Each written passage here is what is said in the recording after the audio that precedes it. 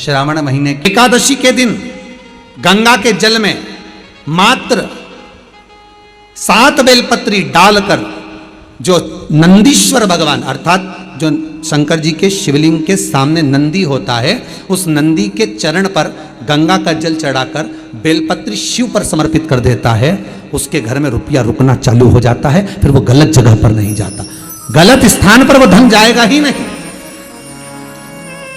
बेटा अगर व्यसन में पड़ा हुआ है, मदिरापान में पड़ा हुआ है, मांसाहार में, जुए आदि में जा रहा है, तुम्हें लग रहा है कि मेरा बेटा गलत मार्ग पर जा रहा है, ये मित्र दोस्ती गलत हो रही है, वो सही जगह पर आ जाए।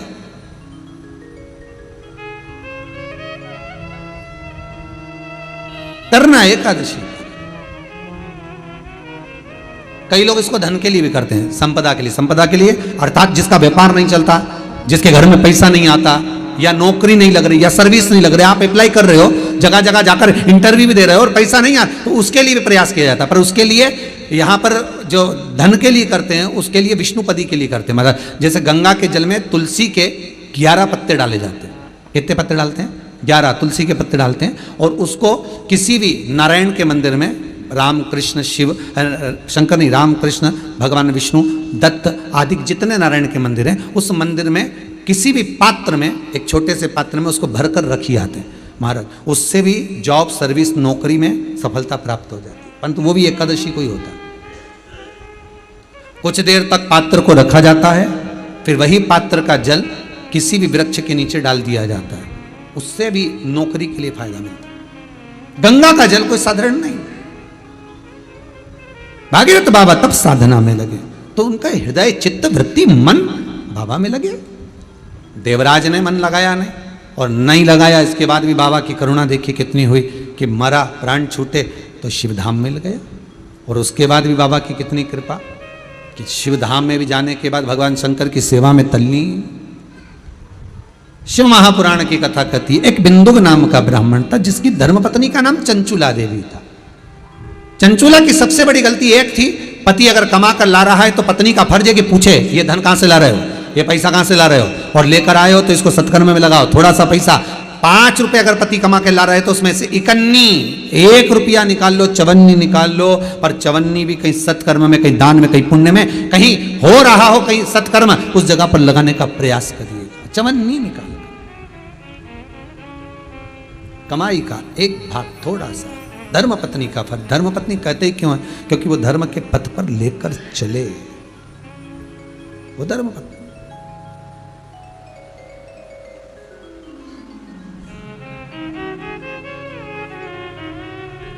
पैसा, धन ज्यादा आने लगे तो पत्नी को कहना चाहिए कि देखो थोड़ा बहुत मेरा मन है, शिव महापुराण की कथा हो जाए, या फिर कहीं सत्कर्म में लग जाए, कहीं ब्राह्मण भोज, साधु भोज, सन्यासी भोज, गुरु जन में, संत जन में, साधु जन में, तपस्वी जन में कहीं लग जाए।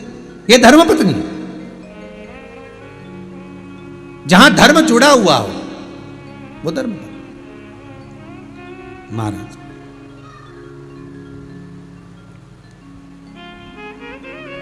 चंचुला देवी ने पूछा नहीं, पति आ रहा था धन चुरा कर लेकर, पानी में गिर गया, मर गया, प्राण छूट गया। पहले भी शिव पुराण में कहा 3 तरह से मरे हुए व्यक्ति की गति नहीं है, उसको मोक्ष नहीं है। पहला पानी में डूब कर मरा हुआ, दूसरा सर्प के डसे से मरा हुआ, तीसरा स्त्री के हाथ से, नारी के हाथ से मरा हुआ व्यक्ति, इसकी गति नहीं है, मोक्ष नहीं है इसकी।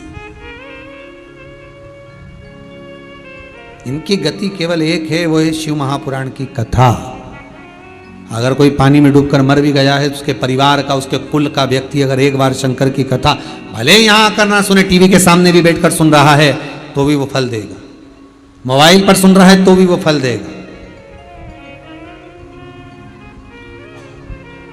एक अंश हम माताओं से निवेदन करते हैं, बार बार कहते हैं, स्त्री के गर्भ में अगर कोई कुंवारी अवस्था का मर गया, 3 महीना, 4 महीना, 6 महीना, 8 महीना, या जन्म लेने के बाद कुंवारी अवस्था में कोई शांत हो गया हो, कोई मर गया हो, तो महाराज हम बार बार कहते हैं कि जिंदगी में एक बार शिव महापुराण की कथा का रसस्वादन अवश्य करें। जिससे क्यों? क्योंकि शिव पुराण में, अन्य पुराणों में स्पष्ट कहा गया है, कुंवारी अवस्था में मरने वाले का ना तो पिंड होता है, ना तर्पण होता है, ना तिलांजलि होती है, ना ब्राह्मण भोजन करे तो उसका भाग मिलता है।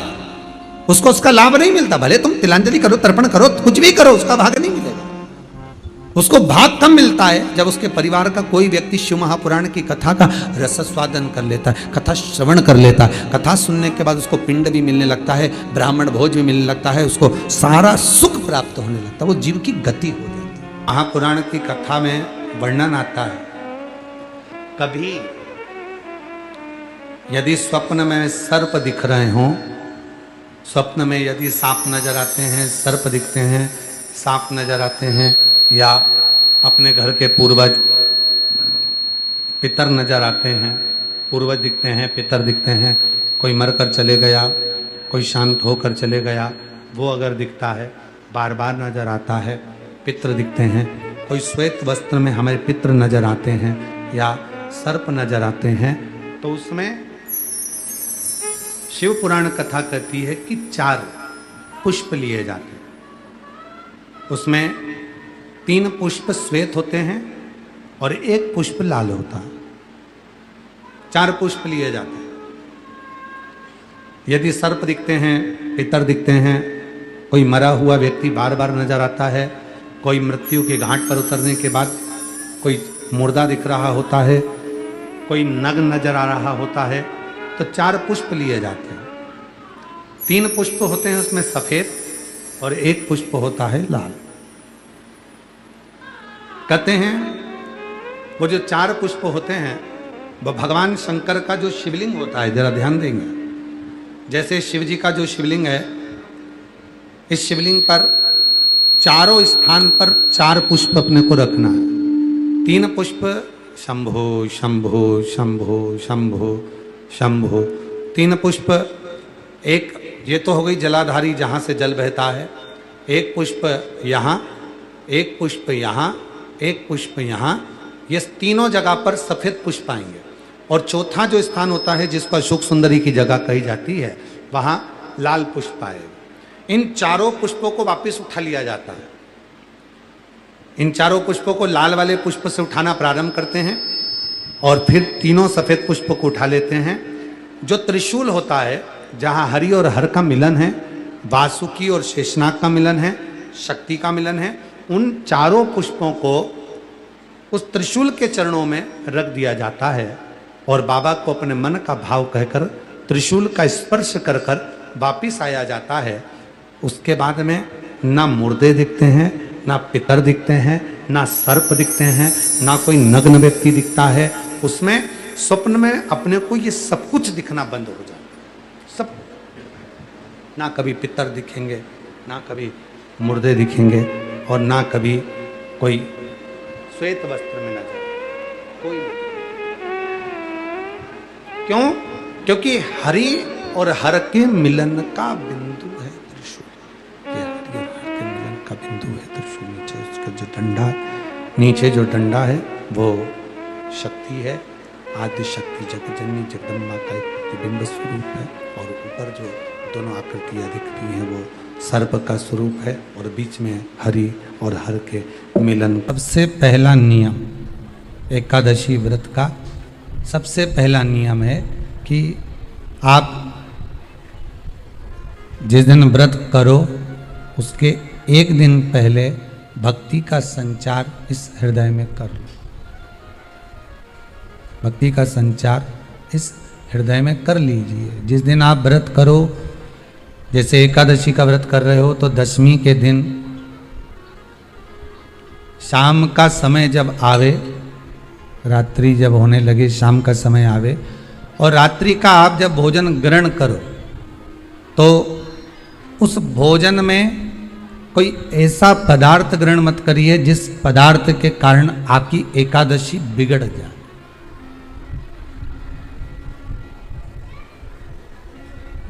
कोई बेकार भोजन हमें ग्रहण नहीं करना। श्रेष्ठ भोजन ग्रहण करिए दशमी के दिन। और एकादशी का दूसरा नियम बहुत ध्यान से सुनिएगा। जिस दिन आपकी एकादशी का व्रत हो उस दिन प्रयास करिएगा कि अपने हाथ से किसी भी वृक्ष की कोई पत्ती टूटे ना। अपने हाथ से किसी भी वृक्ष की, पौधे की, किसी भी वृक्ष की पत्ती अपने हाथ से ना टूटे। बहुत ध्यान दीजिएगा महाराज।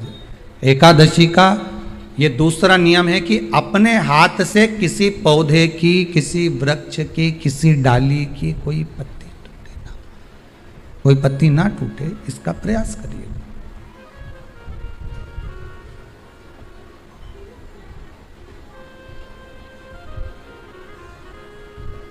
कितना सुंदर व्याख्यान कहा है, कितना सुंदर वर्णन है महाराज कि मात्र एकादशी का व्रत कर लेने पर, मात्र एकादशी का व्रत कर लेने पर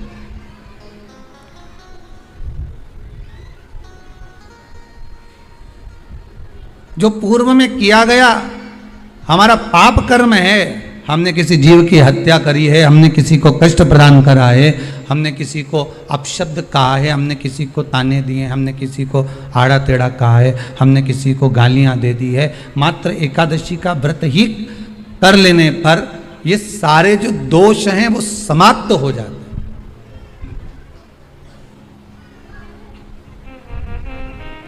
सारे दोष हमारे समाप्ति पर आ जाते हैं।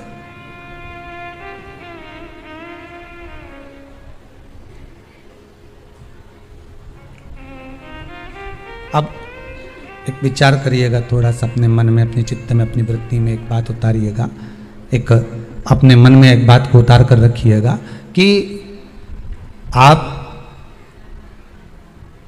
अपने पाप को, अपने पाप कर्म को जिस दिन छिन्न करने वाले हो, समाप्त करने वाले हो, अपने पाप को आप जिस दिन समाप्ति पर लेकर जा रहे हो, तो उसके एक दिन पहले आपको प्रसन्नता होना चाहिए कि नहीं होना चाहिए कि कल मेरा पाप कटने वाला है, कल मेरा पाप समाप्त होने वाला है।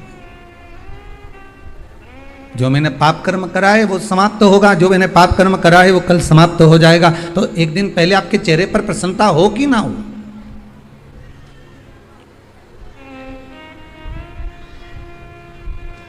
और चेहरे पर वो प्रसन्नता आपके आना चाहिए कि कल मेरा एकादशी का व्रत है, आज दशमी है, कल एकादशी का व्रत है, तो कल मेरी जब एकादशी का व्रत रहेगा तो मेरा ना जाने कितना कितना पाप, कितना कितना असत्य, कितना कितना झूठ, कितना कितना प्रपंच वो समाप्त हो जाएगा। इसमें मुझे प्रसन्नता हो, इसमें मुझे आनंदता हो।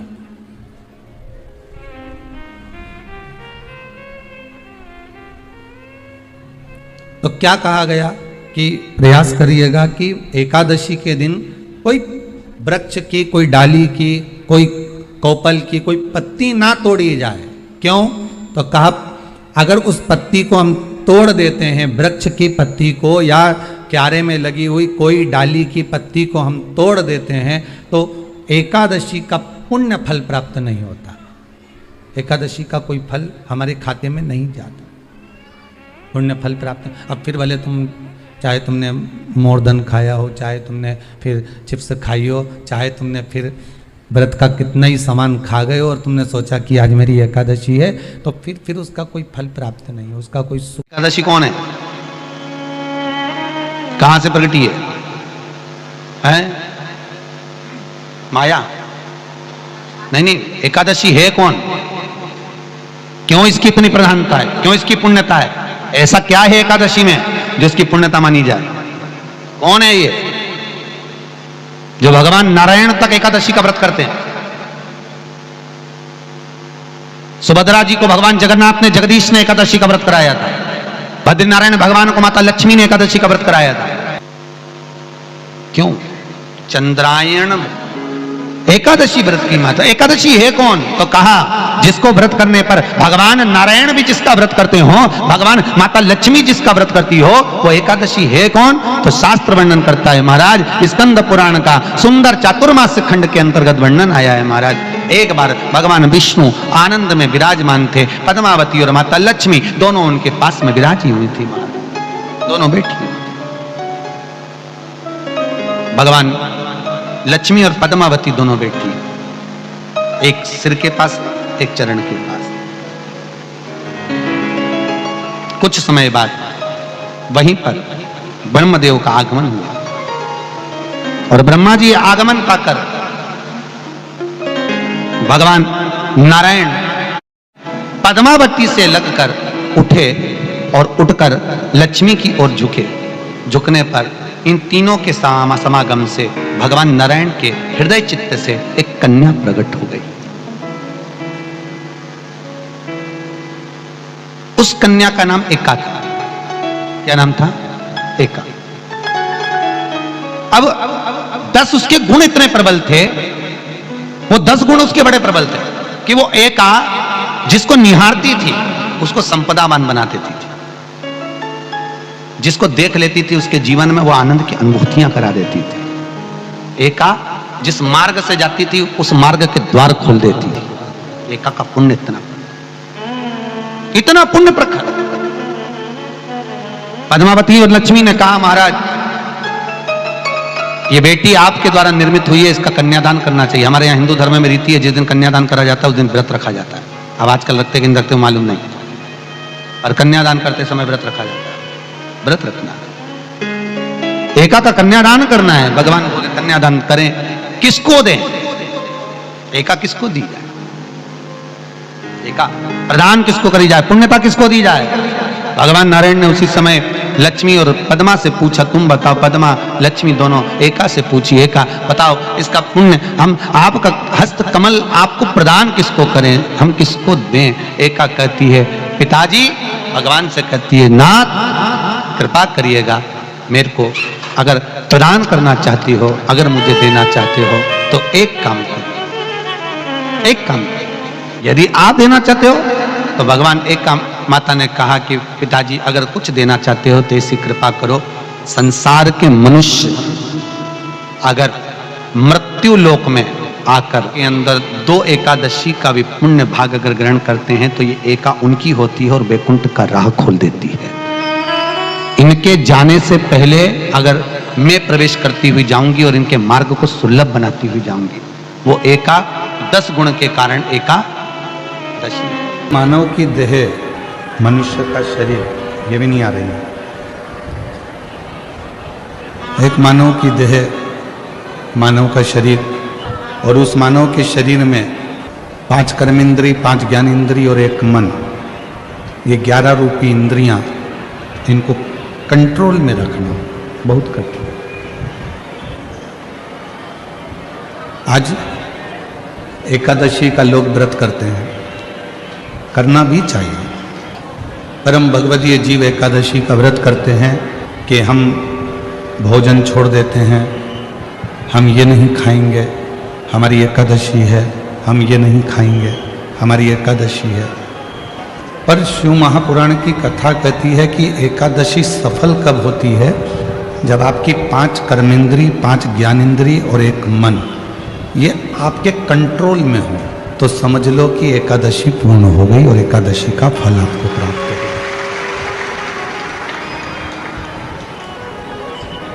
अब हमारी इंद्रियां हमारे कंट्रोल में नहीं है। नेत्र गलत देख रहे हैं, जिह्वा गलत बोल रही है, कान गलत सुन रहे हैं, श्रवण शक्ति गलत जगह जा रही है, नेत्र गलत जगह जा रही है, जिह्वा गलत बोल रही है। जब ये हमारी इंद्रियां हमारे कंट्रोल में नहीं होंगी, जब ये हमारी इंद्रियां हमारे संयम में नहीं होंगी, तो हम कितना भी व्रत कर लें, हम कितना भी उपवास कर लें, हम चाहे कितने भी भूखे रह लें, तो भी उस व्रत का फल नहीं मिलेगा।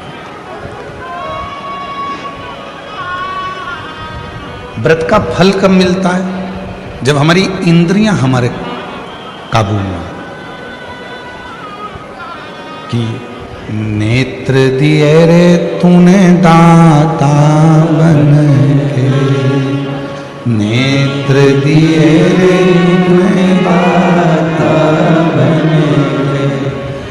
कभी नहीं दरस कियो, दयालु मैंने अवगुण बहुत कियो, अवगुण बहुत कियो, दयालु मैंने अवगुण बहुत कियो।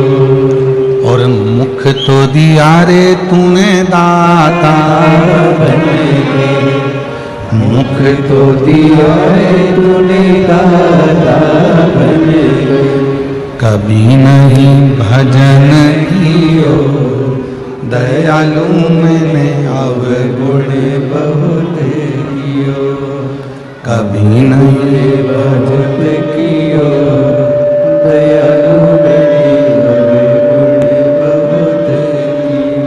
अवगुण बहुत कियो, दयालु मैंने अवगुण बहुत कियो।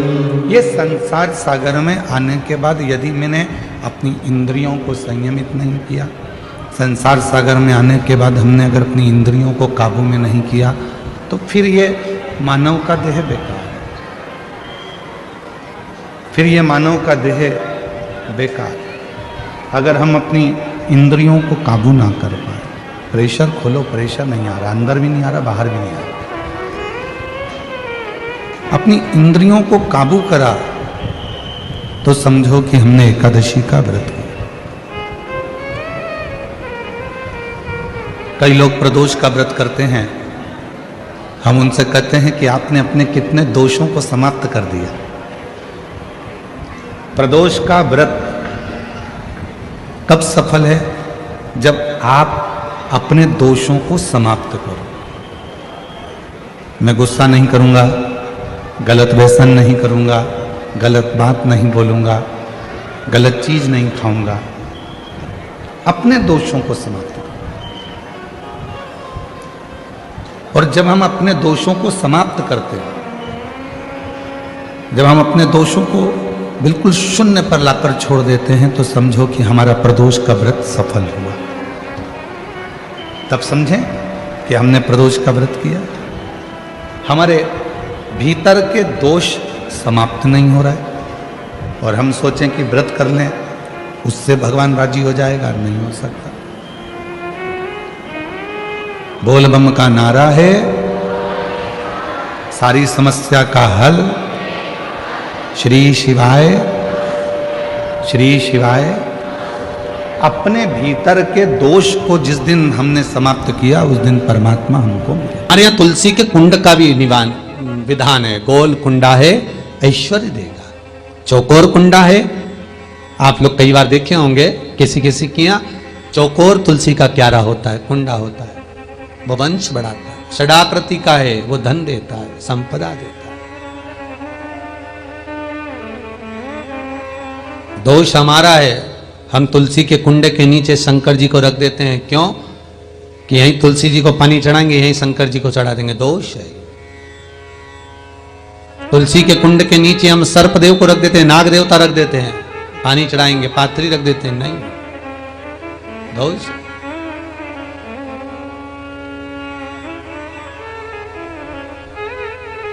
उसका दोष हम सबको स्वयं अगर गलती करते हैं तो स्वयं को भोगना। कैसा कुंड हो, 7 तरह के कुंडों का व्याख्यान तुलसी के रूप में कहा गया है महाराज। पहला गोल, दूसरा चौकोर, तीसरा षडाकृति, चौथा त्रिवेणी, 3 कोने वाला कुंडा। शास्त्र कहता है जिसके मार्ग घर में टुकड़े हो रहे हो, घर विभाजन की ओर हो रहा हो, तो 3 कोण का कुंडा घर में रखकर पूजा करने पर परिवार एक हो जाता है। 5वां, गार्डन में बिना कुंडे का, बिना कुंड का जो तुलसी का पौधा रोपित होता है, बिना कुंड के एक बगीचा जैसा बो दिया जाता है, तुलसी तुलसी उत्पन्न हो जाती है। महाराज वहां पर संपदा तो रहती है पर चिंता बहुत रहती है, टेंशन बहुत रहता है। क्यों? घर के दरवाजे के बाहर इतनी सारी बगीचे में तुलसा कर दी। कोई निकल कर जा रहा था, उसने थूक दिया। कोई निकल कर जा रहा था, उसने पानी डाल दिया। कोई श्वान ने, कुत्ते ने, किसी ने, बिल्ली ने गंदगी कर दी, उसका दोष आपको लगेगा। इसलिए कुंड के अंदर तुलसा का, तो वो धन तो देगा। जो तुमने बगीचे में तुलसा लगाई है, गार्डन तुलसा का करा, वो धन तो देगा, संपदा भी देगा, पर चिंता को बढ़ा देगा। 5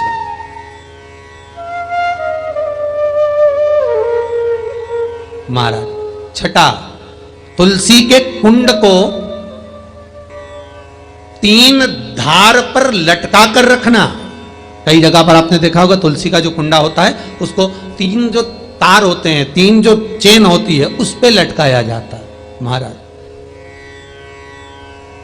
विष्णु पुराण उसका भी व्याख्यान करती है महाराज। वहां व्यक्ति के कार्य उन्नति की सीढ़ी की ओर बढ़ जाते हैं। जैसे भोजन की थाली लग गई, भोजन तैयार हो गया, बस खाने बैठे हो और थाली खसक गई, समझ लेना कि तुलसी को अधर पर लटका कर रखा है।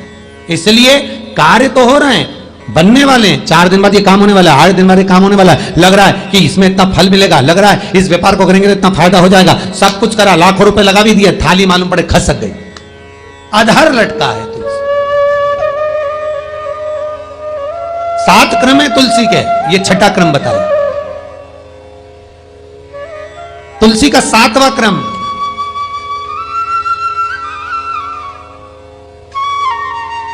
तुलसी का 7वां क्रम है महाराज। तुलसी का कुंडा जैसा घर के आंगन में है, तुलसी का कुंड जैसे घर के आंगन में विराज रहा है, ऐसा ही छोटा सा कुंड भगवान के लिए रोपित करें। प्रतिदिन भगवान की सेवा करते समय तुलसी का कुंड सम्मुख रखकर उसकी आराधना करना, फिर उस कुंड को वापिस बाहर ले जाकर रखना, फिर दूसरे दिन पूजन के समय पर कुंड को लाकर रखना। हम तो यहां तक कहते हैं, विष्णु पुराण गर्ग संहिता कल्याण का तुलसी अंग यहां तक वर्णन करता है कि आप पूरे साल ये नहीं कर सकते तो कम से कम कार्तिक के महीने में भगवान के सामने तुलसी का छोटा कुंड, चौकोर वाला, गोल नहीं, चौकोर कुंड लाकर भगवान के सामने रखकर छोटा सा कुंड का पूजन कर कर भगवान के साथ उस कुंड को वापस बाहर विराजमान करें, फिर कल लेकर आए, फिर विराजमान करें। आप पूरे साल नहीं कर सकते तो 1 महीने।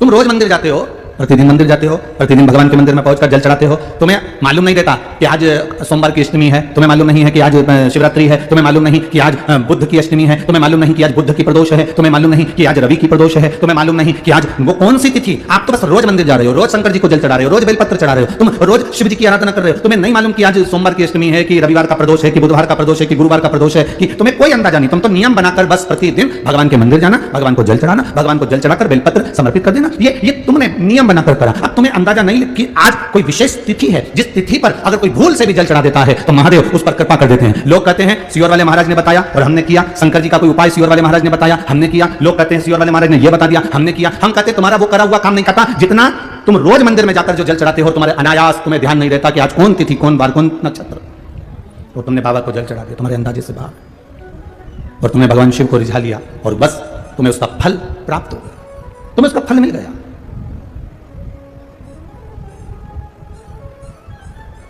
आप तो बस एक केवल आनंद के साथ चले हो। एक बड़ी सुंदर बात है महाराज, एक प्रसंग आता है,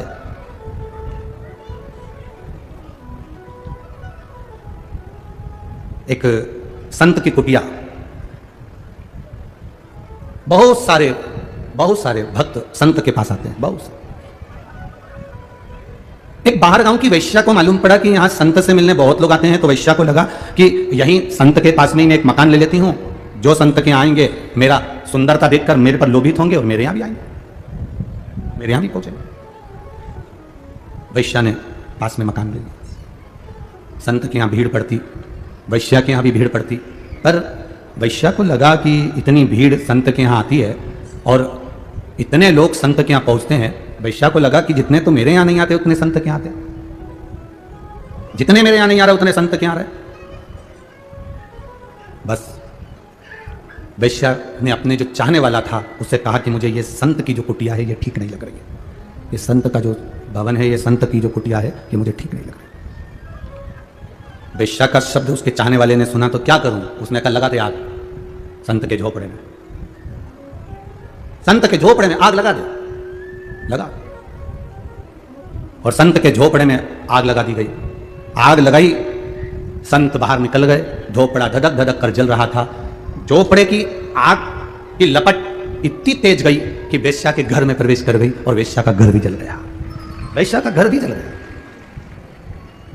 वेश्या आई संत के पास, आकर उसने कहा बाबा ये अच्छी बात नहीं है, आपने मेरे घर में आग लगवा दी है। संत कहते हैं मुझे तेरे से मतलब क्या जो मैं तेरे घर में आग लगवाऊं? ना तो मैं तुझे पहचानता हूं, ना मैं तुझे जानता हूं, ना कभी तेरा और मेरा कोई परिचय हुआ, तो मैं क्यों आग लगाऊंगा? ना तूने मुझे देखा ना मैंने तुझे देखा, फिर आग लगाने का काम क्या है? मैं क्यों आग लगाऊंगा? वैश्या कहती है नहीं, आपने मेरे भवन में आग लगाई है। संत कहते हैं मैंने तेरे भवन में आग नहीं लगाई, बस बात इतनी सी है, तेरे यार ने मेरे घर में आग लगाई थी और मेरे यार ने तेरे घर में आग लगाई है। हम जिसका भजन करते हैं ना, हम जिसका स्मरण करते हैं, हम जिसका कीर्तन करते हैं, शिव महापुराण की कथा कहती है आपको जवाब देने की जरूरत नहीं पड़ती, जवाब आपका महादेव देता है। जवाब आपका महादेव देगा, आपको जवाब देने की जरूरत नहीं है। आप क्यों जवाब दे रहे हो? क्यों आप शब्द कह रहे हो? उसने गाली दी, पलट कर आपने गाली दे दी। भगवान कृष्ण को गाली पर गाली बुआ का लड़का दे रहा है शिषपाल। एक गाली देता तो चल जाता सगी बुआ का लड़का। दुनिया के लोगों को कोई मतलब नहीं कि आप कितना कमा रहे हो, दुनिया के लोगों को कोई मतलब नहीं कि आप क्या कर रहे हो, दुनिया के लोगों को कोई मतलब नहीं कि आप कहां जा रहे हो। सबसे ज्यादा तकलीफ तो अपनों को होती है, दूसरों को तकलीफ नहीं होती है। दूसरों को कभी तकलीफ नहीं होगी, तकलीफ अपनों को होगी, तकलीफ अपने वालों को होगी, दुनिया के लोगों को नहीं। भगवान कृष्ण को जो गाली देने वाला था वो कोई दूसरा नहीं, किसी ने नहीं कहा भगवान कृष्ण को कोई चोर कह दिया हो या अपशब्द कह दिया हो या ताने दे दिया हो। भगवान कृष्ण को किसी ने गाली नहीं दी, भगवान कृष्ण को किसी ने अपशब्द नहीं कहा। भगवान कृष्ण को अपशब्द कहा तो उनकी बुआ के लड़के ने, शिशुपाल ने कहा, गाली पर गाली दी और भगवान सुनते रहे सुनते रहे सुनते रहे सुनते रहे सुनते रहे। आखिरी में फिर सहन नहीं हो पाया, तब सुदर्शन उठाया और सुदर्शन उठाकर उसका शीश काटा। अंत में इसके पास फुर्सत है। आज के जमाने में किसी के पास टाइम नहीं कि कोई फालतू की बात करे। आज के समय में किसी के पास समय नहीं कि कोई फालतू का भी बात करे। बात वहां है, अपनों को तकलीफ है, अपनों। बुरा जो देखन में चलिया बुरा ना मिलिया कोई, अपना स्वयं। कावड़ लेकर जाने वाले जितने भक्त होते हैं, जो शिव जी की कावड़ लेकर जाते हैं, जो भगवान शंकर की कावड़ लेकर जा रहे हैं, शिव जी की कावड़ लेकर जाते हैं, शंकर जी को जल चढ़ाने जाते हैं। आप में भी कई लोग ऐसे बैठे होंगे जो रोज भगवान के मंदिर जाते हैं, रोज भगवान के मंदिर में जल चढ़ाने जाते हैं। मैं आपसे पूछूं, इतने लोग आस्था चैनल पर कथा सुन रहे हैं, इतने फेसबुक यूट्यूब पर कथा सुन रहे हैं और इतने लोग इस पंडाल में बैठकर कथा सुन रहे हैं, एक अंदाजा लगाकर बताना, कावड़ ले जाने वालों को ताना देने वाला कोई दूसरा नहीं होता, कावड़ ले जाने वालों को ताना देने वाला भी अपना ही होता है। जल चढ़ाने वाले को ताना देने वाला दूसरा नहीं होता, जल चढ़ाने वाले को ताना देने वाला भी अपना ही होता है। आप रोज मंदिर जाओगे, दुनिया के लोग आपको ताना देंगे, ये चल दी सती सावित्री। बताओ मंदिर जाने से क्या होता है? क्या मिलता है शिव जी को जल चढ़ाने से? क्या मिलता है बेलपत्र चढ़ाने से? अरे जो मंदिर जाने वालों को ताना दे रहे हैं, वो कभी शॉपिंग मॉल जाने वाले को ताना क्यों नहीं देते कि रोज रोज मॉल क्यों जाते हो, रोज कपड़े की दुकान पे क्यों जाते हो, रोज खरीदने क्यों जाते हो, रोज सामान लेने क्यों जाते हो, हर 15 दिन में मोबाइल को रिचार्ज कराने क्यों जाते हो? कभी ताना देने वालों से पूछना कि तुमने ताना तो केवल धर्म की जगह पर दिया, तुमने ताना अपशब्द तो धार्मिक जगह पर दिया, पर तुमने कभी ताना किसी मॉल में जाने वाले को, शॉपिंग मॉल में जाने वाले को, कहीं ब्यूटी पार्लर जाने वाले को, कहीं इधर उधर जाने वाले को कभी ताना क्यों नहीं देते? क्यों? क्योंकि वो उस जगह ताना दे ही नहीं सकते। उनको दिक्कत तो केवल उस बात से है कि ये भगवान से जुड़ क्यों रहा है, ये भगवान की अविरल भक्ति से जुड़ क्यों रहा है, ये भगवान के भजन से जुड़ क्यों रहा है। और बोल बम का नारा है, सहारा है। ताना देने वाले देते रहेंगे आपको भगवत भजन। वो कहते हैं ना, एक लोहे का किला, एक लोहे की कील, लोहे का किला, इसको नदी के उस पार ले जाना है, इस किले को पानी से पार करना, उस पार बहुत लंबी चौड़ी नदी है और किले को पार ले जाना। किले को पानी में छोड़ दो, पार उतर जाएगा? बोलो जम के बोलो जरा, किले को पानी में डाल दो तो वो उस पार हो जाएगा? नहीं हो। किले को नदी में छोड़ दो, वो पार हो जाएगा? नहीं। किले को नदी के पार अगर भेजना है तो उसको लकड़ी में ठोक दो या नाव में उसको ठोक दो, नाव पार होगी तो किला भी पार हो जाएगा। ये किला अकेला पानी में तैर कर पार नहीं हो सकता, उसको ठोकना पड़ेगा नाव में, लकड़ी में, तब ये कीला पार होगा। उसी तरह ये शरीर, ये आत्मा, ये चित्त, ये मन ऐसे ही पार नहीं होगा। इसको शिव महापुराण की नौका में इस मन को चरणों में ठोकना पड़ेगा, तब जाकर ये भवसागर से पार हो सकता है। तब हो सकता, तो पार कहां से हो सकता? हम तो वहीं की वहीं खड़े हुए हैं और सोच रहे हैं कि ये पार हो जाए। अरे वृंदावन के 5 संत, वृंदावन के 5 पंडा एक नाव के अंदर बैठ गए। अब ब्रज के पंडा जब नाव के अंदर बैठे, अब नाव के अंदर बैठे तो उन्होंने बढ़िया जोरदार भांग मांग घोट कर पी ली और पी कर नाव के अंदर बैठे। नाव वाले से बोला, आज नाव तू नहीं चलाएगा, नाव हम चलाएंगे और हमको मथुरा जाना है, वृंदावन से हम नाव लेकर जाएंगे, तू नहीं जाएगा, चल उतर नीचे। नाव वाला नीचे उतर गया। इन्होंने 5 ने नाव को खेना चालू कर दिया। सवेरे 9 बजे से नाव को खे रहे, शाम की 6 बज गई। घाट पर बहुत सारे लोग आए तो पंडाओं ने पूछा, क्यों रे ये कौन सा घाट है? तो क्या ये वृंदावन का घाट है? तो हम तो मथुरा जा रहे थे, अभी तक नहीं पहुंचे। सुबह 9 बजे के निकले, शाम की 6 बज गई, अभी तक मथुरा क्यों नहीं पहुंचे? तो घाट पर खड़ा हुआ व्यक्ति बोला, तुम चले तो कब के जाते, पर नाव को तुमने खूंटे से नहीं छोड़ा, इसलिए वो वहीं वहीं घूम रही है और पार उतर नहीं रही है। हम बस उसी में रमे हुए, हमारी सद्बुद्धि, हमारा विचार, हम भी वहीं घूम रहे हैं, बस उस जगह पर हम वहीं की वहीं भ्रमण कर रहे हैं, हम वहीं की वहीं घूम रहे हैं। अपने मन को हमने खूंटे से बांध रखा है। परिवार का खूंटा, नातों का खूंटा, रिश्तों का खूंटा, कबीले का खूंटा, हमारे अहम का खूंटा, अहंकार का खूंटा, हमारी वासना, आसक्ति, तृष्णा का खूंटा, इसमें हमने अपने मन को बांध कर रखा है। तो हम पार कैसे हो सकते हैं? शिव मंदिर में जाना, सारे खूंटों से छूट कर जाना। शंकर के मंदिर में कभी तुम सेठ बनकर मत जाना। शंकर के मंदिर में कभी भी तुम ये मत सोचकर जाना कि तुम्हारे पास में कितना बड़ा बंगला है, कि कितनी गाड़ी है, कि कितनी फैक्ट्री है, कि कितना दुकान है, कि कितनी जायदाद है। शंकर के मंदिर में कभी ये सोचकर मत जाना कि तुम कितने सुंदर हो। शिव के मंदिर में ये सोचकर मत जाना कि तुम्हारे पास कितना वैभव है। शिव के मंदिर में तुम ये कभी सोचकर मत जाना कि तुम्हारे पास कितनी गाड़ी है। शिव के मंदिर में ये सोचकर मत जाना कि कितने लोग तुम्हारी बात सुनते हैं। शिव के मंदिर में तो ऐसे जाना जैसे एक पिता से मिलने के लिए एक बेटी अपने बाप के पास जाती है, ऐसे शंकर से मिलने के लिए तुम जाना कि शिव तुम्हारी सुने और तुम शिव की सुनो। देवर्षि नारद ने गलती करी। नारद जी ने अहंकारवश रुद्राक्ष की माला को फेंक दिया।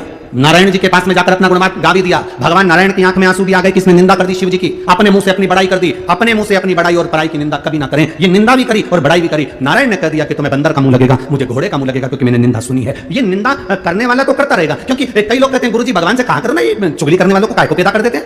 जब देखो जब बुराई, जब देखो जब बुराई, जब देखो जब निंदा, जब देखो जब निंदा, बात बात में लोग निंदा कर देते हैं, चुगली करने बैठ जाते हैं। इनको भगवान ने क्यों पैदा करा? हम कहते हैं भगवान के यहाँ पर हर तरह के फूल हैं। भगवान सब तरह के फूलों को रखता है। जैसे हमारे बगीचे में केवल गुलाब ही गुलाब लगा दो तो आनंद नहीं आएगा। थोड़ा बहुत गेंदा लगाना पड़ता है, थोड़ा कनेर लगाना पड़ता है, थोड़ा कमल लगाना पड़ता है। अपने बगीचे में हमें सब तरह का फूल रखना पड़ता है। माली के बगीचे में माली सब तरह का फूल रखता है। एक तरह का रखेगा तो उसका व्यापार अच्छा नहीं चलेगा, 10 तरह का फूल रखेगा तो व्यापार अच्छा चलेगा। भगवान कहते हैं मेरे बगीचे में भी मैंने ढेर पुष्प लगाए हैं। ये चुगली करने वाले को मैंने खुद, भगवान कहते हैं, पैदा करा है।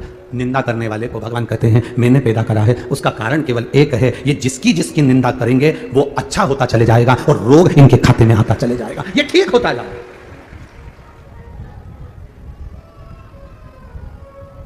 एक पत्र आया है, मैं सीमा वर्मा, पति श्री गोकुल प्रसाद वर्मा, वार्ड क्रमांक 15, रानू मिल के सामने, नेवरा, तिल्दा, जिला रायपुर, छत्तीसगढ़ से निवास करता हूं। कहीं बैठे हो तो हाथ हिला सकते हैं। मेरी बड़ी बेटी का विवाह हुए 10 वर्ष हो गए थे। कहीं बैठे हो तो हाथ हिला सकते हैं। मेरी बड़ी बेटी के यहाँ शादी हुए, उसका विवाह करे 10 साल हो गए थे।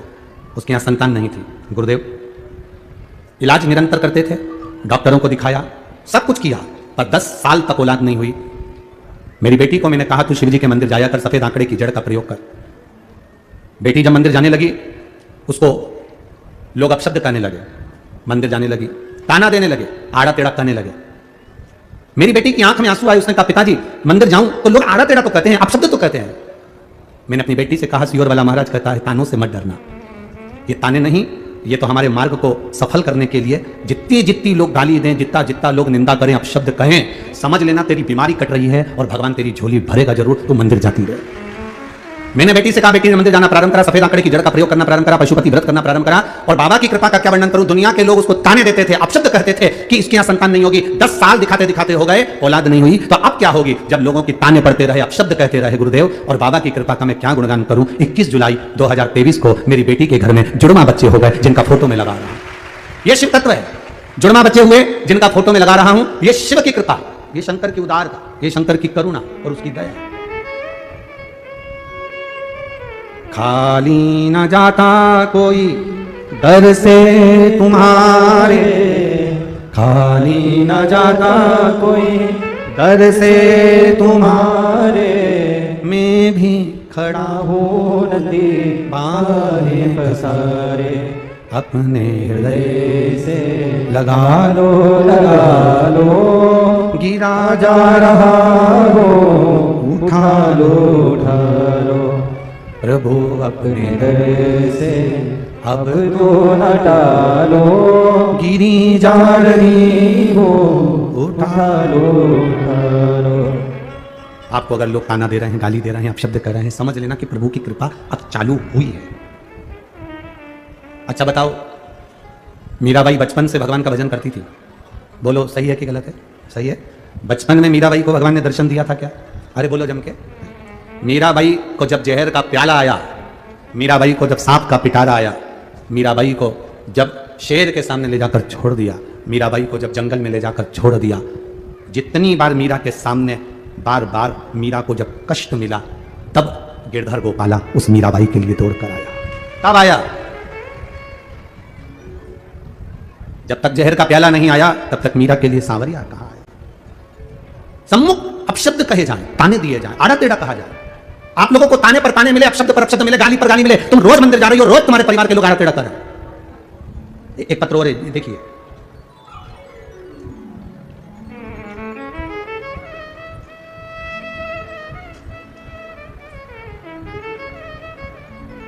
सुनीता वर्मा, ससुराल मेरा तिल्दा नेवरा तुलसी है, कोरबा बालकों में रहती हूँ, नौकरी है छत्तीसगढ़ में। बाबा को मैं प्रणाम करने आई थी, प्रणाम करने का बोली थी, इसलिए मैं यहाँ आई हूँ। कहीं बैठी हो तो हाथ हिला, आप ही हैं, ऐसा हाथ हिला दो एक बार, हाँ दोनों हाथ ऐसा हिला दो एक बार। गुरुजी, मेरे किडनी में स्टोन था, फिर वो गठान बन गई। डॉक्टर को दिखाया तो उन्होंने कहा गांठ हो गई है। रायपुर के डॉक्टरों का इलाज चला, डॉक्टरों ने किडनी निकालने का बोल दिया। और डॉक्टर ने कहा कि ये किडनी निकलेगी और दूसरी किडनी अगर कोई डोनेट कर रहा हो तो आपको लगवा सकते हैं। अब कहाँ किडनी ढूंढे बाबा? रायपुर दिखाया और 2 जगह दिखाया, सब ने कहा किडनी को निकालना पड़ेगा, किडनी बेकार हो गई। गुरुजी, शिव जी का मैं क्या वर्णन करूं, बाबा का मैं क्या गुणगान करूं। जब किडनी निकालने के लिए हॉस्पिटल में एडमिट हो गए, किसी ने कहा कि शंकर जी पे एक बार जल चढ़ाकर उसका पानी पीकर फिर ऑपरेशन के लिए चले जाओ। बाबा, बाबा तो बाबा होता है। गुरुजी, विश्वास करा, जिसने मुझे बताया था मैंने उसकी बात पर विश्वास करा और शिव जी को जल चढ़ाकर मैं ऑपरेशन के लिए चली गई। और बाबा का मैं क्या गुणगान करूं, ऑपरेशन तो हुआ पर मेरी किडनी अच्छी हो गई, उसे निकालना नहीं पड़ा, इसलिए मैं बाबा को यहां प्रणाम करूंगा। दोनों हाथ एक बार हिला दीजिए, हर हर महादेव। बैठिए, ये शिव तत्व है, बैठिए भाई।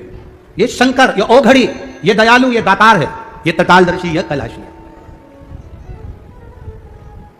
हम तो बाबा के भरोसे रहते हैं, हम तो बाबा के भरोसे रहते हैं। ये दुनिया वाले जलते हैं, ये दुनिया वाले जलते हैं, हम तो बाबा के भरोसे चलते हैं, हम तो बाबा के भरोसे चलते हैं। कहे, कहने वाला कहता रहेगा, अब शब्द कहने वाला बोलता रहेगा। शिव तत्व की प्राप्ति का सुख ये बहन लिख रही है। ऑपरेशन तो हुआ, डॉक्टर ने ऑपरेशन कर कर कह दिया किडनी निकालने की जरूरत नहीं, इसकी किडनी तो ठीक है। और शिव तत्व हमारे भीतर का विश्वास है। रामचरितमानस में लिखा क्या है? एक तिल्दा नेवरा के एक वकील साहब ने अपना पत्र भेजा है।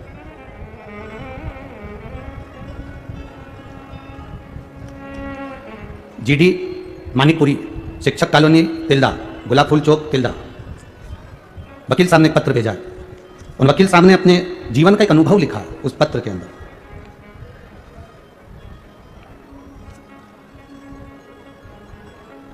जीडी मानिकपुरी, जिन्होंने अपना एक, मैं अभी अधिवक्ता हूं, नोटरी करता हूं, मेरे जीवन का एक अनुभव लिख रहा हूं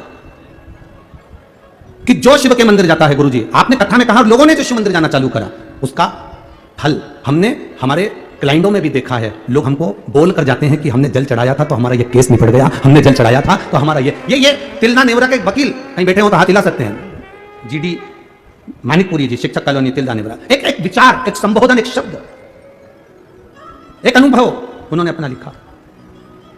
कि शिव तत्व है क्या और उस तत्व को हम जाने कैसे। ये हंसने वाले हंसते रहेंगे, कहने वाले कहते रहेंगे। हम आपके ऊपर, हमारे ऊपर लोग ज्यादा कहते हैं ये तो टोटके वाला महाराज है, ये तो उपाय वाला महाराज है, ये तो लोगों का काम है ताना देना। तुम टोटके वाला समझो चाहे उपाय वाला समझो, पर इतने लोगों की झोली अगर बाबा भर रहा है तो हम टोटके वाले ही सही, उसमें कोई दिक्कत नहीं। हमें कौन सा फर्क पड़ रहा है किसी के कुछ कह देने पर। आग लगे बस्ती में अपन रहो, क्या किसको रोई है, चादर तान के सोई है। जितना तुमको अपशब्द कहा जाएगा, जितने जितने लोग तुमको गालियां देंगे, जितना जितना तुमको आड़ा टेढ़ा कहेंगे, आप उतने उतने सीढ़ी सीढ़ी सीढ़ी सीढ़ी चढ़ते चढ़ते चढ़ते चढ़ते एक दिन मेरे शिव तत्व को प्राप्त कर जाओगे और मेरे महादेव के हो जाओगे, उतने नजदीक पहुंचोगे। मीराबाई को जब तक अपशब्द ना किया गया, मीराबाई के सामने गिरधर गोपाल नहीं आए। जब मीराबाई को ताने दिए गए, कहां है तेरा कृष्ण, कहां गिरधर गोपाला, कहां तेरा कन्हैया, जहर का प्याला अमृत कर दिया, सांप का पिटारे में पुष्प की माला कर दी, शेर के सामने खड़े होकर भगवान ने बंसी का नाद कर दिया। वन में जहां प्रहलाद के सम्मुख में खोलते तेल में डाला ठंडा पानी हो गया, हाथी के पांव के नीचे प्रहलाद को डाला बच गया। जब तक उसको त्राणना नहीं मिली तब तक वो सुख का अनुभव नहीं करा, परमात्मा के एक करीब का अनुभव नहीं कर पाया। परमात्मा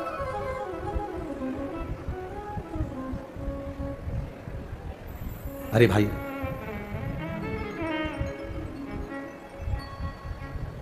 हमें शिव की एक लोटा जल की महत्वता का स्मरण करना है। हम आपसे कहेंगे रोग हो, बीमारी हो, तकलीफ हो, डॉक्टर को जरूर दिखाओ। किसको दिखाओ? डॉक्टर को जरूर दिखाओ। जितनी जांच डॉक्टर बोले वो सारी जांच कराओ, जैसा जैसा डॉक्टर बोले वैसा करिए। अरे उस डॉक्टर का काम है बताना, वो डॉक्टर के अनुसार बताए वैसा करो, दवाई लो, औषधि लो, जैसा बोल रहा है, जितनी जांच बोल रहा है वो सब कराओ। पर साथ में एक काम और करते रहना, जब जब डॉक्टर के यहां जाना तब तब मेरे महादेव का श्री शिवाय नमस्तुभ्यम बोलते जा। एक पत्र और है,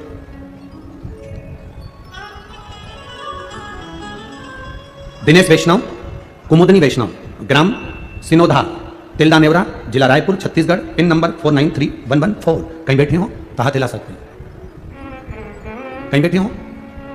जो बच्चा मर गया था वो बच्चा जीवित वापिस हुआ, अगर वो बच्चा यहां आया हो आपके साथ में तो उसको यहां व्यासपीठ पे ला सकते हो। दिनेश वैष्णव, कुमुदनी वैष्णव, ग्राम सिनोधा, तिल्दा नेवरा, जिला रायपुर, छत्तीसगढ़, पिन नंबर 493114। अगर कहीं वो बच्चा लेकर आए हैं क्या? बच्चा आया साथ में? हाँ तो ले आओ जरा। अब देखिए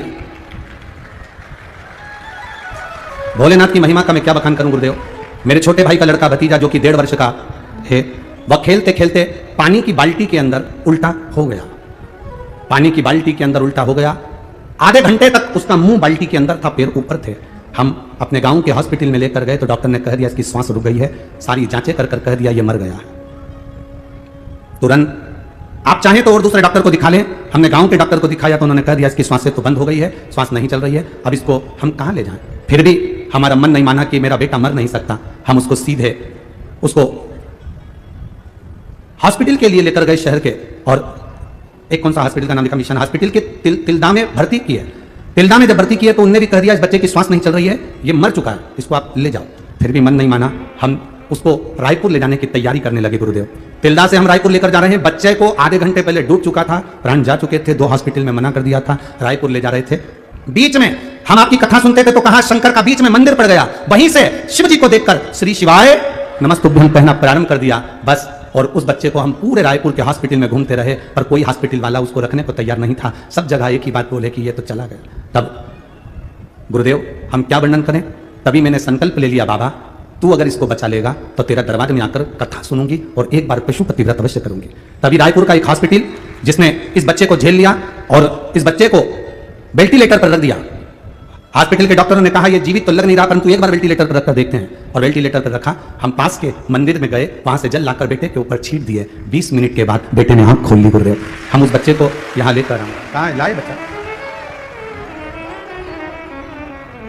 खाली न जाता कोई दर से तुम्हारे, खाली न जाता कोई दर से तुम्हारे, मैं भी खड़ा हूं नदी बाहे पसारे, अपने हृदय से लगा लो,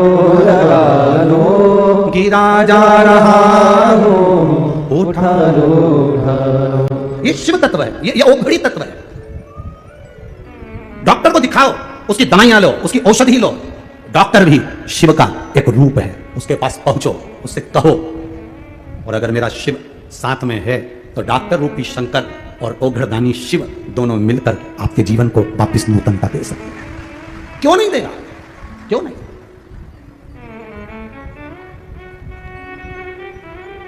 आपके जीवन को वापिस वो नूतनता दे सकता है। आप वहां तक पहुंचो तो, उस शिव की स्तुति में, उस शंकर के गुणगान में, उस शंकर के आनंद में आप पहुंचो तो हमारा विश्वास, हमारी दृढ़ता, हमारी भक्ति डोलना नहीं चाहिए। लोग कहेंगे आपको, आप शब्द कहने वाले कहेंगे, जितना लोग गालियां दे, जितना आप शब्द कहें, जितना ताना दे, जितना आड़ा टेढ़ा बोले, बोलने दो, जितना कहना कहने दो। आप अपनी भक्ति करिए, आप अपना विश्वास दृढ़ करिए। भोलेनाथ दया करना, मैं तेरे भरोसे हूँ। मेरे बाबा दया करना, मैं तेरे भरोसे हूँ। मैं तेरे भरोसे हूँ, मैं तेरे भरोसे हूँ। मेरे बाबा दया करना, मैं तेरे भरोसे हूँ। ना घर के भरोसे हूँ, ना परिवार के भरोसे हूँ। ना घर के भरोसे हूँ, ना परिवार के भरोसे हूँ। मेरे बाबा दया करना, मैं तेरे भरोसे हूँ। मेरे बाबा दया करना, मैं तेरे भरोसे हूँ। ना इनके भरोसे हूँ, जिनको आता है वो भी बोलो, उसके ही तो सहारे हम। ना इनके भरोसे हूँ, ना उनके भरोसे हूँ। ना इनके भरोसे हूँ, ना उनके भरोसे हूँ। मेरे बाबा दया करना, मैं तेरे भरोसे हूँ। बाबा दया करना, मैं तेरे भरोसे हूँ। हम उस परमात्मा के भरोसे पर जब तक हैं, तब तक हमारा बाल बांका नहीं हो सकता। कहे कहने वाले, अपशब्द कहने वाले, ताने देने वाले बोले, बोल ले।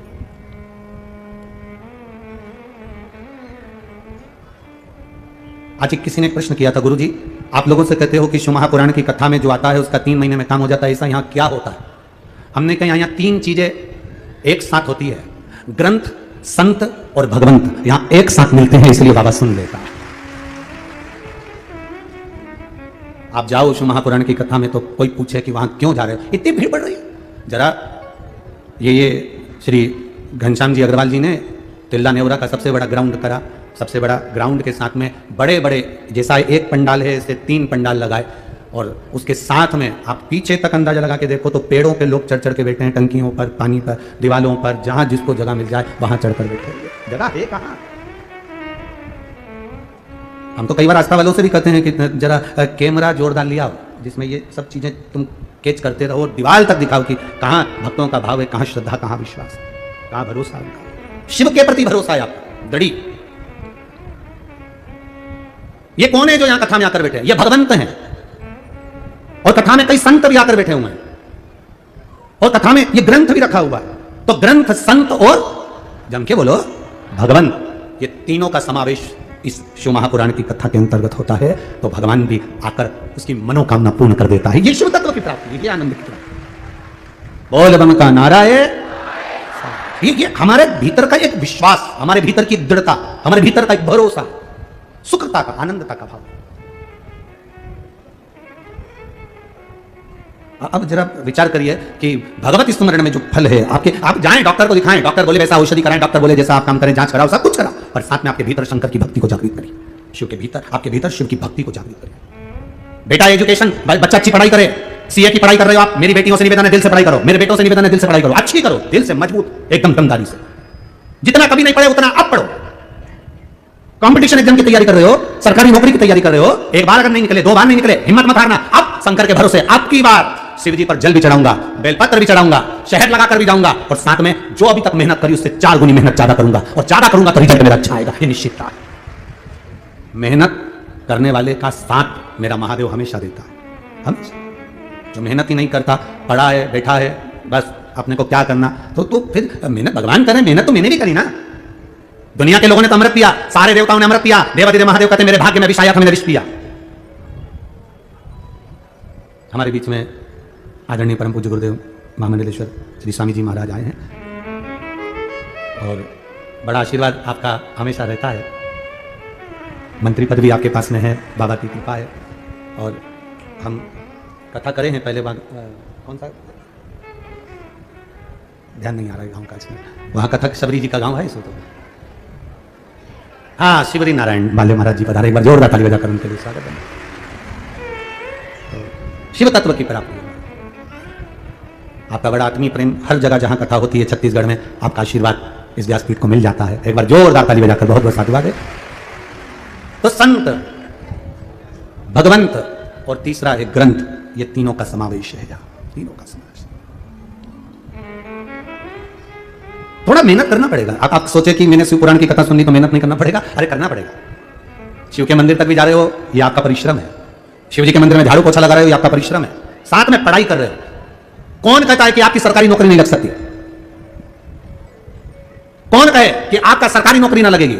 मेरा बेटियों से, मेरे बेटों से निवेदन है, मेरे युवान बहन भाई से निवेदन है, ये कभी मत सोचना कोई तुमको अगर डरा दे कि बहुत मेहनत करना पड़ती है तब सीए निकलता है, लास्ट का सीए फाइनल तो बड़ी मेहनत से होता है, इंजीनियरिंग की पढ़ाई तो बड़ी कठिन होती है, इसकी पढ़ाई तो बहुत कठिन होती है, अरे कलेक्टर का पद पाना कोई साधारण है, एसपी डीएसपी बनना कोई साधारण है, ये बनना कोई साधारण है। हम कहते हैं जो तुम्हारे सामने खड़े हैं वो भी तो बने हैं, जब वो बन सकते हैं तो तुम क्यों नहीं बन सकते हो?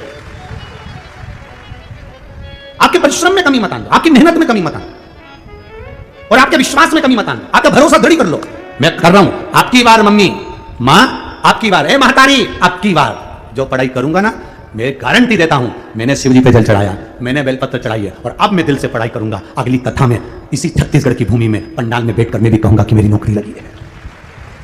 यह मेहनत तुम्हारी है, यह संघर्ष तुम्हारा, यह परिश्रम तुम्हारा। ऐसा कौन सा काम है जो आप नहीं कर सकते? बस याद दिलाना है। हनुमान जी को भी आता था उड़ना, हनुमान जी को भी आता था लंका तक जाना, वो भी वीर थे, पर उनको जामवंत ने याद दिलाया कि तेरे में वो बल भरा हुआ है। शिव महापुराण करती क्या है? आपके बल को याद दिलाती कि आप में कितना बल है, आप में कितनी एनर्जी है। शंकर भगवान विष नहीं पी रहे थे, देवताओं ने विष दे दिया शिव जी के पास में, शंकर भगवान नहीं पी रहे थे। शिव जी जब विष नहीं पी रहे थे तो पार्वती जी पास में खड़ी थी, उन्होंने कहा सारे देवताओं को अमृत मिला है, आपके पास में विष आया है। शंकर भगवान बोले बताओ गजब के लोग हैं, सबकी सबने अमृत ले लिया और मुझे विष दे दिया। पार्वती जी कहती है यही तो भगवान भोलेनाथ जी से पार्वती जी बोली यही तो करुणा है, यही तो कृपा है, दुनिया से हटकर कुछ मिला है ना आपको, यही तो कृपा है। शंकर भगवान बोले अगर मैं विष पीऊंगा तो फिर हलाहल विष है, भयंकर विष है, तुम जानती नहीं हो पार्वती। पार्वती जी कहती है अरे ये विष कुछ भी नहीं है, कुछ भी नहीं।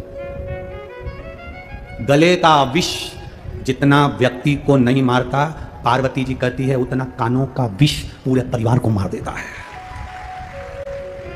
गले का विष एक व्यक्ति को मारेगा और कान का विष पूरे परिवार को मार देता है। एक पूरा परिवार कान के विष से मर जाता है। भगवान राम की कथा उठाकर देखिए, जरासा मंथरा ने कान में विष घोला था केकई के और पूरा परिवार अस्त व्यस्त हो गया था। कान का विष पूरे परिवार को मार देता है। ये विष जो कान का होता है ना, ये बड़ी धीरे से आता है। लोग बड़ी मिठासता से कान का विष देते हैं, तुम्हारी काकी जी ने ऐसा कर दिया, तुम्हारी चाची जी ने ऐसा कर दिया, तुम्हारे भैया ने ऐसा कर दिया, तुम्हारे ससुर तो ऐसे हैं, तुम्हारी सास तो वैसी है। ये कान का जो विष होता है अच्छे अच्छे परिवार को बर्बाद कर देता है। गले का विष, मुख का विष, जिह्वा का विष एक को मारेगा और कान का विष सबको मार देता है जितने घर में है। और यही तो हो रहा है आज। हो क्या रहा है घर में? पति को पत्नी के बारे में शब्द कोई कह दे, पत्नी को पति के लिए कह दिया तुम्हारा पति ऐसा, तुम्हारी पत्नी ऐसी, तुम्हारा परिवार ऐसा, तुम्हारे रिश्तेदार ऐसे, तुम्हारी माता ऐसी, तुम्हारे पिता ऐसे। ये विष जो भरा जाता है ये बर्बाद कर देता है पूरा परिवार, ये पूरे परिवार को बर्बाद। ये विष, कान का जो विष है सबसे भयंकर विष, सबसे भयंकर विष कान का विष। बरते हैं जिसे देखो वो कान के अंदर कचरा डाल रहा है, खूब निंदा का कचरा, खूब। अपने अपने कान के ऊपर एक, जैसे कान वाले लोग मशीन लगाते हैं, ऐसे दो चीजें बनवा लो। एक ऊपर कान के ऊपर लगाया करो डस्टबिन और नीचे लगाया करो यूज मी। मेरा कान नहीं है, कचरे का डब्बा है। जो आता है चुगली डालकर चले जाता है, जो आता है वो निंदा डालकर चले जाता है, जो आता है वो विष घोल कर चले जाता है। कितना ना जी भर के देखा ना कोई बात थी, बड़ी आरज़ू थी महाराज, कहां देखा हमने? माता पार्वती जी ने शिव जी से कहा ये विष कुछ भी नहीं है, पी लो। शंकर भगवान करें पार्वती हलाहल विषय, शिव जी करें हलाहल, पार्वती जी करें पियो। ये विष कुछ नहीं है, कुछ नहीं। अगर बल है तो बड़े से बड़ा कार्य कर सकते हो, अगर बल नहीं है तो कुछ नहीं कर सकते। अगर भगवान ने कोई बड़ी बीमारी भी दे दी ना तो इतनी जल्दी मत हार मत लेना। बहुत सारा कर्जा भी हो गया ना, बहुत जल्दी हार मत मान लेना कि मैं बहुत कर्जे में हो गए, सब बर्बाद हो गया, मैं तो मर जाऊं तो अच्छा, परिवार नष्ट हो गया, कुछ नहीं बचा। ना ना ना, मरना नहीं है। अगर कितना भी दुख आ जाए, कितना भी रोग आ जाए, कितनी भी तकलीफ आ जाए, कितना भी कर्जा हो जाए, कितनी भी तकलीफ में पड़ जाओ, मरने का प्लान बिल्कुल मत बनाओ, क्योंकि मर भी गए तो वापिस जन्म लेकर फिर भोगना पड़ेगा। तो एक बार नौकरी पूरी करके जाओ, ड्यूटी पूरी। अगर घर पे खाना बनाकर आ गए, बच्चों का टिफिन रखकर आ गए, सारा काम कर आ गए, सास को चाय पिलाकर आ गए, ससुर की दवाई देकर आ गए, उसके बाद में कथा में आकर बैठ गए, तो कोई तुमको आड़ा टेढ़ा बोलेगा क्या? जम के बोलो जरा। और अगर तुम पूरा फैला कर बर्तन पड़े, सामान पड़ा है, सब्जी पड़ी है, भाजी पड़ी है, फ्रिज खुला पड़ा है, लाइट खुली छोड़ दी, पंखा खुला छोड़ दिया, और फिर तुम कथा में जाकर बैठ जाओ, बस अब यहां से जाने के बाद 5 बजे तुम्हारी आरती चालू हो जाएगी। 5 बजे तुम्हारी आरती, यहां आरती विराम आरती चालू। बताओ, इसका बाप रखकर गया था, इसके पिताजी रखकर गए थे, ऐसा छोड़कर चली गई, इतना फ्रिज खोलकर चली गई, लाइट खोलकर चली गई, सियोर वाला महाराज इसको खाने को दे रहा है। आरती प्रारंभ। और अगर आप पूरा काम कर आए, फ्रिज बंद, लाइट बंद, बर्तन सामान कर साफ करके, सबका भोजन बना के, टिफिन लगा के, पहुंच कर बढ़िया, सास को चाय पिलाकर, ससुर के लिए दवाई देकर, और कह कर आ रहे मम्मी मैं जा रहे कथा में, सास भी कुछ नहीं बोली, बेटा सब कर दिया, हाँ सब कर दिया। जब पूरा काम फिनिश कर जाओगे तो सास भी कुछ नहीं कहेगी। उसी तरह मृत्यु लोक में आए हो, अपना बचपन, अपनी जवानी, अपनी अधेड़ी, अपना बुढ़ापा सब अच्छे से निकालो, और जब पूरा काम फिनिश कर जाओगे तो वो ससुर भी तुमसे कुछ नहीं कहेगा, भगवान भी तुमसे कुछ नहीं कहेगा। ये सब फिनिश कर और जल्दीबाजी में नहीं, मैं तो बहुत परेशान हो गई, मर जाऊं मैं तो आधा काम करके जा, सुन जा, सुन, फिर धक्के मार के नीचे भेज दिया जाएगा, चल वापिस जन्म दो इसको, फिर भोगेगी, फिर भोगेगा। तो क्या मतलब? एक बार दमदार नौकरी कर जाओ, पूरी ड्यूटी फिनिश, अपना पूरा होमवर्क जितना काम है सब निपटा के, पूरा होमवर्क निपटा कर फिर अपना काम में, फिर तो तुम कितना भी खेलो ना, माँ भी मना नहीं करती अगर होमवर्क पूरा हो जाए तो। क्यों? होमवर्क हो गया तेरा? हाँ, ला दिखा दो जरा, और कॉपी लाकर पूरी दिखा दे, लो देखो जरा, पूरा होमवर्क पूरा हो गया, ये तो पूरा हो गया। और टीचर ने और कुछ तो नहीं बोला? नहीं, गुड गुड, कुछ नहीं। और नहीं तो कहीं कहीं का जो मक्कार बच्चा होता है वो बड़ा बहाना बनाता है। एक टीचर ने अपने बच्चों से कहा, सुनो कल तुम जो है चूहा, बिल्ली, कुत्ता और गाय, इनका फोटो बनाकर लाना, चित्र अपनी अपनी कॉपी पे हो। सब बच्चों ने तैयारी कर ली, चूहा, बिल्ली, कुत्ता और बोलो जम के बोलो गाय, सबका चित्र बना, सब ने बनाया। आलसी था वो बनाया, एक बैठ गया स्कूल में, टीचर ने सबसे पूछा तुमने बनाया, दिखाओ। सबके साइन करते करते टीचर इस आलसी बच्चे के पास आ गए, तुमने चित्र बनाया? हाँ देखिए। बच्चे ने जो कॉपी खोली तो वो कोरी थी, उसमें कुछ भी नहीं था। टीचर ने पूछा इसमें तो कुछ भी नहीं है, तुमने क्या बनाया? बच्चा बोला मैंने चूहे का चित्र बनाया। कहाँ है? चूहे के बाद जब मैंने बिल्ली बनाई थी तो बिल्ली चूहे को खा गई। बिल्ली कहाँ है? मैंने बिल्ली के बाद जब कुत्ता बनाया था तो कुत्ता बिल्ली को खा गया। कुत्ता कहाँ है? कुत्ता के बाद मैंने जब गाय बनाई थी तो गाय का सींग देखकर कुत्ता भाग गया। गाय कहाँ है? गाय बनाई थी, हमारा पड़ोसी लालू राम है ना, घास लेके जा रहा था, गाय उसके पीछे चली गई। ना चूहा है, ना बिल्ली है, ना कुत्ता है, ना गाय है, कॉपी खाली है। जो बहाने बनाने वाला होता है वो हमेशा बहाने बनाता रहता है। भगवान ने तो मेरे भाग्य में ऐसा ही लिखा है, भगवान ने तो सारा दुख मुझे ही दे दिया, भगवान ने तो सारी तकलीफ मुझे दे दी। भगवान कहे काय की तकलीफ दी? अच्छा शरीर दिया, 2 हाथ दिए, पाँव दिया, आँख दी, मुंडा दिया, खाने के लिए, सुनने के लिए कान दिया, इतना जोरदार शरीर दिया। मेहनत करना, कर्जा हो गया कोई बात नहीं, दुख आ गया कोई बात नहीं, रोग आ गया कोई बात नहीं, बीमारी आ गई कोई बात नहीं, तू मेहनत तो कर, शरीर तो अच्छा दिया है ना, कर मेहनत। और फिर जो लगा मेहनत करने में तो फिर एक फैक्ट्री का नहीं 10 फैक्ट्री का मालिक बनकर बैठ जाता। मेहनत तो करो, तुम कहो तो उसको जाकर, जिस समय आप उससे जाकर कहोगे तब जीवन का एक आनंद आएगा। कोई जाए जो काशी में मेरा पैगाम दे जाना, कोई जाए जो काशी में मेरा पैगाम दे जाना। मैं खुद तो आ नहीं सकता, मेरा प्रणाम दे जाना। मैं खुद तो आ नहीं सकता, मेरा प्रणाम दे